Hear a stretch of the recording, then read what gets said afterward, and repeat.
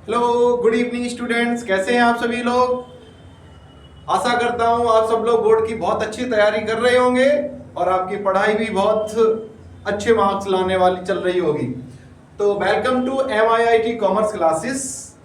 आज हम आपको साझेदारी चैप्टर 5 साझेदार का अवकाश ग्रहण यानी अकाउंटेंसी का लेखा शास्त्र का चैप्टर 5 साझेदार का अवकाश ग्रहण आज हम लोग पढ़ेंगे और हम बात करेंगे कि साझेदार का अवकाश ग्रहण क्या होता है, वो क्यों करता है, क्या क्या रीजंस होते हैं, साझेदार के अवकाश ग्रहण करते समय कौन कौन सी समायोजनाएं की जाती हैं, उन समायोजनाओं को किस तरीके से किया जाता है। इसके बेस पर बहुत सारे क्वेश्चंस बनते हैं, उनको हम पढ़ेंगे आज।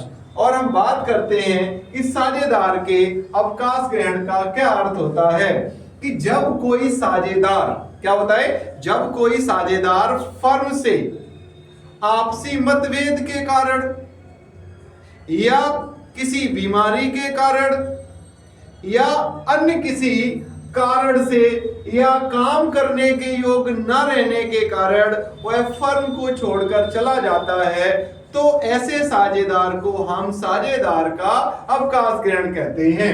क्या बताए कि साझेदार के अवकाश ग्रहण का अर्थ क्या होता है कि जब कोई साझेदार फर्म से आपसी मतभेद के कारण यानी दो साझेदार आपस में बन नहीं रही है, ठीक, या किसी बीमारी के कारण या फिर काम करने के योग्य न रहने के कारण, यानी कि वो परमानेंट डिसेबिलिटीज हो गया, डिसेबल है ना, तो यानी कि किसी बहुत सारी बीमारी, बहुत सारी घटनाएं घटित हो सकती है उसके साथ, तो वो काम फर्म को छोड़कर चला जाता है। तो ऐसी स्थिति में उसे हम क्या कहेंगे, साझेदार का अवकाश ग्रहण कहते हैं। अब साझेदार जब कोई अवकाश ग्रहण करता है तो उस समय कौन कौन सी समायोजनाएं की जाती हैं, वो इस प्रकार हैं। तो पहला पॉइंट है आपका, नए लाभ विभाजन अनुपात की गणना की जाती है। क्या की जाती है?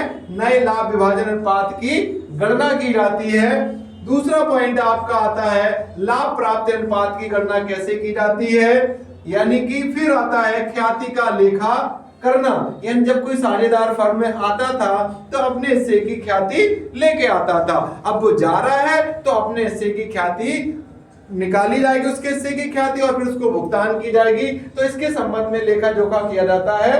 अब वितरित संचय एवं लाभ हानि का बंटवारा करना, यानी कि जब कोई साझेदार फर्म से अवकाश ग्रहण करता है तो फर्म के पास रिजर्व्स होते हैं, लाभ हानि खाते का शेष होते हैं, उसको बांटा जाता है।